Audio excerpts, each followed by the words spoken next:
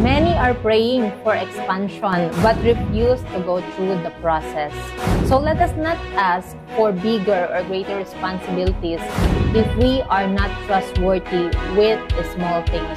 Whoever can be trusted with very little can also be trusted with much. But whoever is dishonest with very little can also be dishonest with much.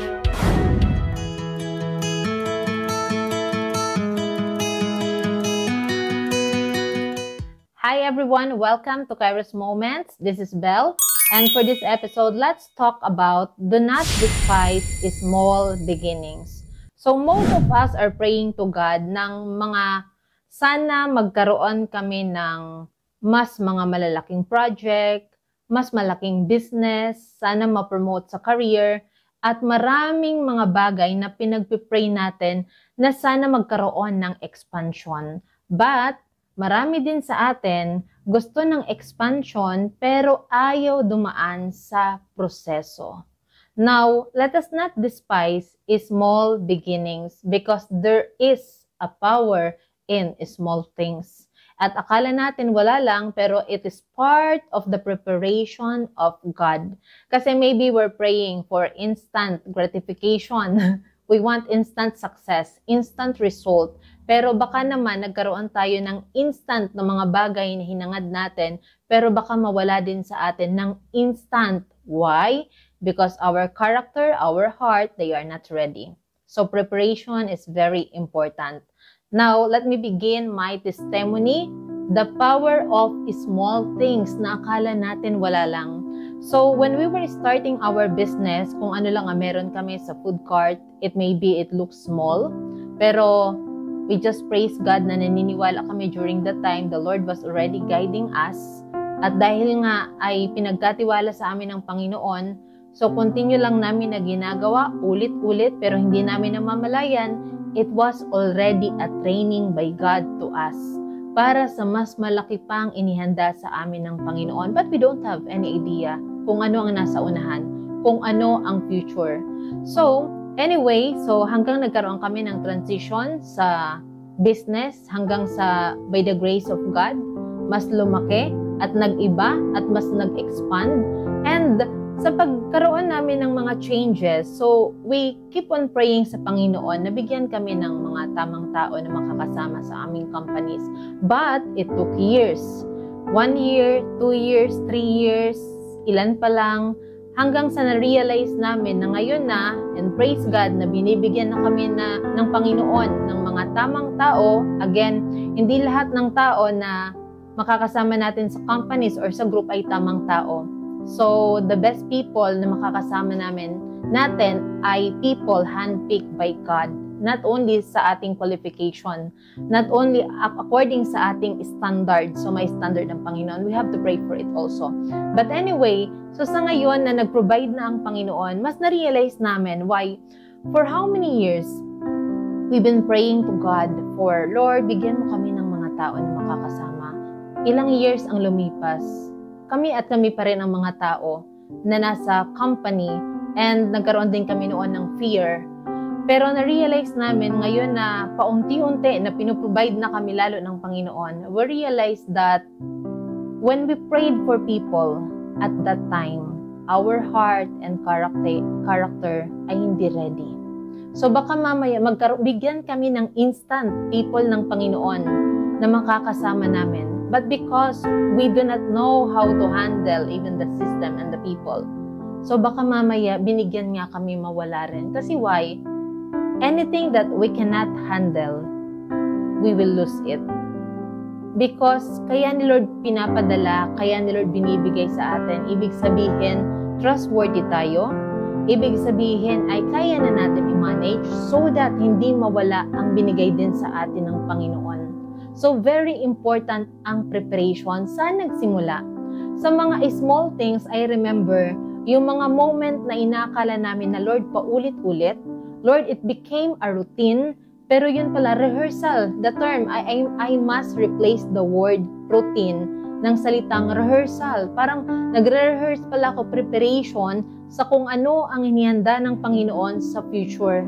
Because anak, I will not be able to pass the test or the training So baka mamaya, bigyan din kami ng blessing, mas malaking blessing ng Panginoon, hindi namin kayang i-handle. So you see, so let's not ask for bigger things if ayaw naman natin i-embrace ang proseso ng Panginoon. At huwag babasta-bastahin, huwag i-underestimate ang power ng small beginnings because on that level, andun ang preparation ng Panginoon. Napakaraming story po ng mga biglang instant yumaman, instant na lumaki ang business, instant nagkaroon ng promotion, but because hindi dumaan sa tamang proseso, instant din nawala sa kanila. So you see, so it is also in that small things na tinetest ang ating character ng Diyos. Ang humility natin, mas lalo we will become more humble sa Panginoon na Lord, na pag dumating ang point, ang season na iniangat ka na ng Diyos, mas nag-expand ang business mo, mas prosper ka ng Panginoon, wala kang maipagmamalaki kundi ang Diyos lang sa buhay natin. Lord, kaya ito nag-prosper. It is because you are a good God. It is because you are a faithful God. It is because you are a loving God. Hindi natin pwedeng sabihin na it is because of my strength, it is because of my strategy. No, we cannot say that. So you see, the Lord is also teaching us in that small beginning to remain humble, to be more and more humble. Na when people ask us, hindi yung tayo ang maitaas, kundi ang Panginoon sa ating buhay. At yung character natin na build na, not on the sand, but on the rock. Established sa Panginoon, hindi established sa standard ng mundo, kundi sa Diyos lamang. So you see, why people refuse or despise small beginnings? Impatience for quick success, fear of failure, comparison with others, lack of faith or vision, pride, discouragement from others, underestimating the process. But process is very important. Now, let us not despise small beginnings because every great achievement starts with a single small steps. Small beginnings often carry the seed of greatness. Don't be discouraged if progress seems slow. Growth takes time. God values your effort, not just the result. Consistency and faithfulness in small things prepare you for bigger opportunities. The most successful people once started from nothing but vision and determination. Celebrate small wins. They lead to greater victories. Remember, a mighty tree begins as a tiny seed. Stay faithful, stay diligent, and trust the process. In time, what once seemed small will become something remarkable. So whatever that we have right now, be faithful for what the Lord has entrusted to us. Dahil kapag mapagkatiwalaan tayo sa maliit, mapagkakatiwalaan din tayo sa malaki. Matthew chapter 25 verse 23, you have been faithful with few things. I will put you in charge of many things. Come and share your master's happiness.